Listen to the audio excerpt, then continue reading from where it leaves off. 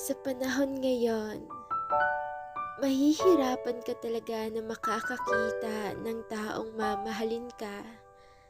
Kasi oo, pwede nilang sabihin sa'yo na mahal ka nila. Pwede nilang sabihin sa'yo na ikaw lang at wala ng iba.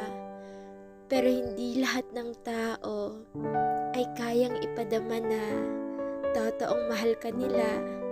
At hindi lahat ng taong nagsasabi ng I love you ay totoong mahal ka nito. Pwedeng mahal ka lang sa salita pero hindi naman pinapakita.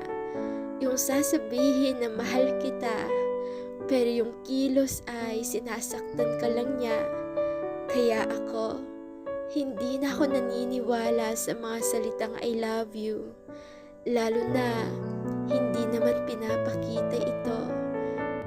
Kaya naman ikaw, kung nakatagpo ka na ng isang taong handang piliin, handa kang mahalin at handang panghawakan ng salitang ikaw lang, i-keep mo yan.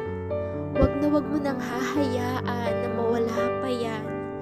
Kasi sa panahon ngayon, real talk lang, bihira ka na lang makakakita ng mga taong ganyan. Siguro nasa 3% na lang sila dito sa mundo.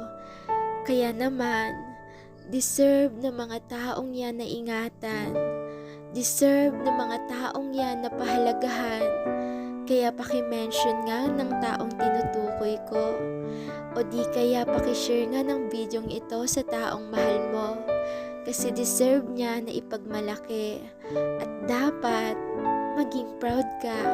Kasi nakatagpo ka ng tulad niya.